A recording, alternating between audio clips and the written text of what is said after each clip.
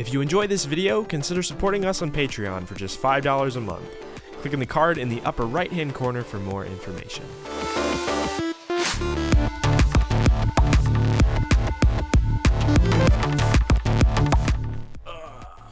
Hey guys, this is Julian of Julian Gray Media. Today's video is going to be a little bit different in that I'm not going to be working on music or anything to do with music. In fact, I'm not going to be working at all in this video. So for the longest time, I haven't really had a defined brand for my musical project. That's Julian Gray, not Julian Gray Media. So for today's video, I found a YouTuber that goes by the name of Andy Barnard via another YouTuber, Zimri Mayfield. Zimri, hit me up. I know you're in LA. You can't hide forever. I saw your vlogs. But I saw Andy's work and I was so impressed that I wanted him to kind of take the reins on my musical brand. You can check out his Instagram and his YouTube channel in the description below. Now this is pertaining to my music brand, not my Julian Gray Media brand. Those are two separate entities. Julian Gray Music is for my musical stuff like the Mousetrap stuff and all of that, my stage performance stuff, if you will. And Julian Gray Media is for my educational stuff. That's not changing. The little pictogram guy with the running and the headphones is gonna stay the same. It's not gonna change. What I'm looking to change is my musical brand, because for the longest time, since like 2014, I haven't really had a defined typographic logo or logo at all, really. So as some of you may know, I am actually a graphic designer, and you may be wondering why I'm doing this. This is one of those rare occasions where I adore someone's work so much that I want to work with them even if I know that I'm capable of doing the service myself. So in a few moments, we're going to give Andy a Skype call, give him a rundown on like what my brand entails, what my musical project represents, some of my music. I'll send him a folder of music or something similar to that, and basically give him an idea of the direction I want him to take this logo. And this should be taken as like a guideline of if you start working with a graphic designer, or if you want to work with a designer in the future, maybe you can approach it in a similar way to how we approach it in this video. So I'm going to give Andy a call and we'll get started. Okay. Right. I don't know where to begin, to be honest. Right. Well, I can. So, what's the difference? So, Julian Gray Media, is that is that the YouTube channel? Does that encompass like the whole music side of things as well? So so essentially, I have two separate brands. That brand is kind of going to be untouched by this. The main one is the Julian Gray Music. I've kind of gone like several years without an actual like solidified logo mark. Okay. On my Julian Gray Music stuff, like for like, you know, like the Mousetrap and the stage performance stuff, etc. Yeah. I don't really have a logo per se for that, and that's what I really want to iron out. Putting together like a brand identity for that. Mm-hmm. The Julian Gray Media stuff is pretty defined, I think. It's kind of, you know, there. I mean, the main thing is the music, yeah. So I guess is it still incorporating, are you thinking of still incorporating, say, the running idea, or would it be a complete kind of like scrap out, like right. Complete so like rebrand? That's an interesting question. The original intent of that is that when you see a pictogram character, such as like the running guy or like the I don't know, what have you, the walk across the crosswalk guy, it encompasses every person. And that was the idea of bringing people together with music for Julian Gray Media. And that's why it's like every person running to the top, etc. Essentially, that was the theory there.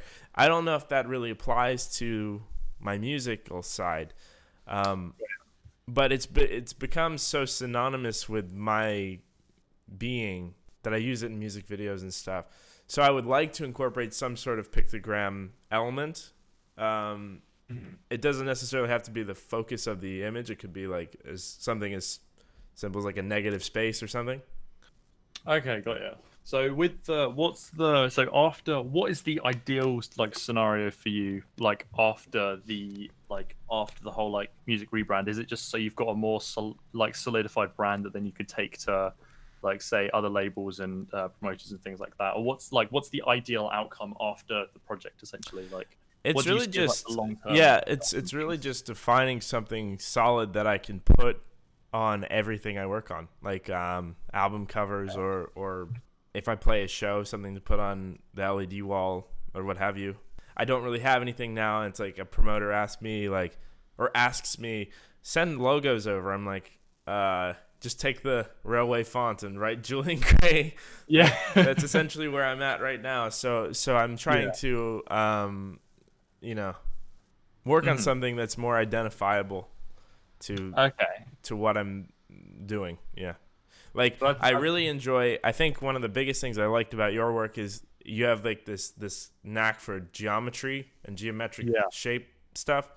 And I want to kind of create something that's very simple. And if you see it, it immediately says, my stuff. Yeah, exactly. Because I think it's really brilliant that you say that, because a lot of people, you sort of have to go through explaining like what makes a good logo and things like that. Well, but, like, I'm a designer as well. I just enjoy your work so much that it's like, I'll have you work on it. There we go. So essentially, just the end goal for this would just be to make it just easier for people, like, to basically, just kind of like understand. When they see that, it's like they know it. Okay, so that's good. And also to reflect the, I guess the identity of my music and me. Like, when you see my personality or my, you know what I'm saying? Have the mark kind of reflect that. Which is a lot to ask, but you're a great designer. No, that's good, because it gives a good idea, because you're always obviously you're always really trying to kind of break it down into its core elements and stuff like that. And so if we can get like a big list of things and like break it down to just like the absolute like essentials of things, then obviously like in the last video that I did, like I took like the tree concept and I was like, well, if you just simplify it down, if you just do it to a leaf, you still know it's a tree. And that simple shape you still will understand, instead of having to draw this massive, like, complicated tree or something like that. Yeah. Simplicity and minimalism in design is key. Exactly. That is exactly right. That's why I love your work. There we go. I'm doing something right. Yeah. I don't know how familiar you are with my music. I had a nice peruse. Yeah, like it's kind of like, it's dark, but it's silly almost. Yeah. Most of my stuff, there's like an element of whimsicalness, I guess. Yeah. And my like overarching, cover art designs and stuff are very simple and minimal too. Yeah. Which is, I think, would lend itself well to your design prowess. Yeah, definitely. Yeah. So obviously with the pictures of people like the Running Man and stuff like that, so it's not necessarily confined. It's just essentially, are you thinking more of, so you're kind of separating from the Julian Gray media, or would you want them to still kind of work? I wanted to pay homage to it. Okay. You know what I'm saying? You're saying like it doesn't necessarily have to be married to the idea. Yeah. Like, because I'm so well known from that already. That's like my main deal. But it doesn't have to be like the end all be all of the brand. Because this is a separate project, all things considered. Yeah. But it should be, I guess it should be like a cousin kind of thing, Yes. Like, it's a similar enough brand, but it's not. So. Yeah. So it's kind of, because obviously then at the end of the day, like both of the like the projects are still you. So right. So they still have to reflect me in a way. Yeah. Okay, got ya.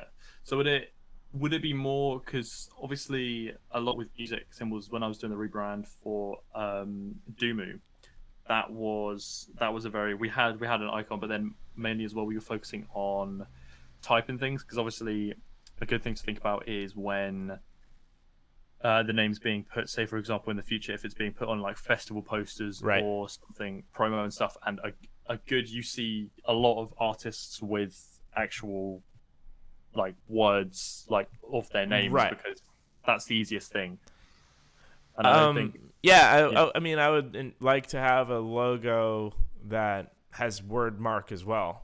Like if you were to separate the logo mark and the word mark, it wouldn't be like weird. Yeah, okay. Like I guess two main ones that come to mind right now is like the Skrillex one or the Avicii. Exactly. One. Or like Walt Disney. Yeah, like that. Like how you can separate the W and D, and it still makes sense. Yeah. Okay, so basically like an adaptive. Yeah. Okay, basically. But it doesn't necessarily have to be like that either. Like it could be like a dead mouse kind of thing where it's a similar. It can be used in the word mark, but it doesn't have to be. You know how there's the mouse head logo with where he's kind of off to the side, but it's not like integral to the integrity of the word mark. Yeah. Yeah. Okay, that's some good stuff. So yeah, just something that can be used in a wide range of products, essentially. Right. Exactly. Okay. Whether it be festival flyers or be on an LED wall behind me if I'm playing, or like an album cover or what have you. Think like like Dead Mouse really or Porter or Skrillex and etc.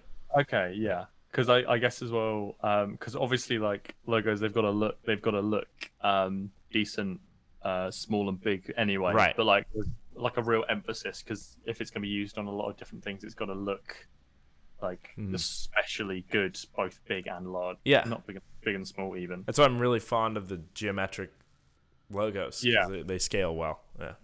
Well, that's good because I'm really ingrained to sort of retrofuturism within logos, basically. Because that's always with that it's very bold, it's very simple. Like obviously it's very geometric, and then it's also timeless. Like I'm pretty sure that after this project, I'm certain that after this project you will be able to use this logo for however many years into the future. It won't become like outdated or anything like that. It'll be nice, clean, simple, something that won't that's future proof basically. Okay, so that's brilliant. I think there's a good enough. I've just in my notes just cohesive logo, possible pictogram elements, used in a multitude of areas. I've just written down kind of like should reflect the music, which is dark, silly, whimsical, and also pay homage to Julian Gray media, and also could relate to the cover art designs and stuff. Yeah, and I'll send you like a playlist of music too if you want to. Okay, brilliant. Yeah, utilize that for inspiration. Yep. Yeah, I'll take that and then I'll create, say, like a little mood board full of maybe other logos and just pictures and things. And so essentially, just so before like I get started on the actual design phase, we have a proper understanding of what needs doing. I think I can do that and write up a little like proposal and then just send it. And if everything's all good, we can get into the grit of actually designing the mark. All right, sounds good to me. Nice. All right, nice one. Yeah, I guess we'll go from there. Alrighty, all right, good man. stuff. All right, guys. So that last clip was a few weeks ago, and Andy has gotten back to me with some, I guess, general sketches. And this is something that is very commonplace when you're working with a graphic designer. They'll send you, or at least a good graphic designer, they'll send you several ideas. These are early concepts that they can develop into full-on logos down the line. So I haven't gone ahead and checked out any of these because I wanted to get the reaction on video. So we're going to open the email together and check out some of the ideas Andy had for my logo. So let's go ahead and do that. And yeah, that's where we'll start the video. So let's do it. And we're going to download it and check it out. Hopefully it's good. And if it's not good, then we'll work out what we can improve upon and what we can gather from the ideas that he sent us this first round and make revisions, or have him make revisions in the second round. Okay, so he sent it in a PDF format, I think so that it wouldn't be in the thumbnail of the actual art itself. And I'm gonna go ahead and launch the PDF here and hopefully we dig it. Let's go ahead and do it. Okay, so this is the PDF, concept 1. It looks like he did this in like a format of like a PowerPoint. That's clean. I can dig it. And I think the reason why he went with this like type of font is because of this. So you can use it in a small form factor if you need to on a thing, like if you put it on the screen or what have you. That's a really good thing about good design, is that it can be used in multiple different ways. You can look at logos like Budweiser, Disney, etc. I think Coca-Cola as well, where you can use the same logo in several different ways.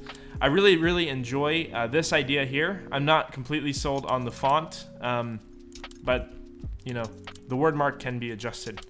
So really excellent idea there, Andy. I like it a lot. Concept number 2, if my screen doesn't freeze. Just a heads up, this was recorded before I got my new computer. All these issues have been resolved since then. I just haven't edited this video yet. This is our second concept. This is very minimalistic, very clean typographic look. I love how simple the font is. The computer crashed again. Apologies about that. Okay, I've decided to just record through the glitches. If you see any on-screen artifacts, don't mind them. There's nothing I can do, and I need a new computer, which has become extremely evident. But as I was saying before, this is the second concept that Andy did up, and I really like this. I love the typography in this. It's very minimalistic and representative of my brand, and I love what he did with my pictogram here.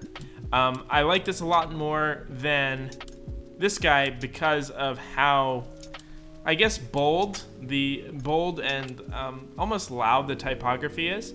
I don't hate it. I really like the mark. Of the two marks, I think I prefer this one. And I prefer the typography of this one, but this mark does work very well with this typeface. Let's see it in white. That's side by side and in different formats. I must say I do really enjoy that. And then here is our next concept. Concept number 3. Oof. That's cool. I really do like that. Having this, I guess this is like a three-sided, it's almost like 3 squares intersecting in each other with a triangle in the middle, but you remove this like Y shape out of the center. Really like that. I'll have to hear his explanation as to what this is. I kind of see a J and a G here. It's kind of like the first concept in that it's very geometric and uses these like, I guess like 30-degree lines. And I really like this. This is almost like a balance of the second one and the first one, which I think is exactly what I was looking for as far as between the first two. I wanted kind of a balance of the two. Of the 3, this is my favorite so far. And that mark is actually quite nice. I just have to really understand what he's going for with that mark. So these are all really good ideas. I'm going to pass some of the notes on to Andy, and he'll work on these 3 concepts and develop them a little bit further, and send back a logo design. This one's really growing on me. I didn't like it as much at first, but now it really makes sense with the rest of the brand. So yeah, so this is the second stage, which is picking like a concept of things that he sent over.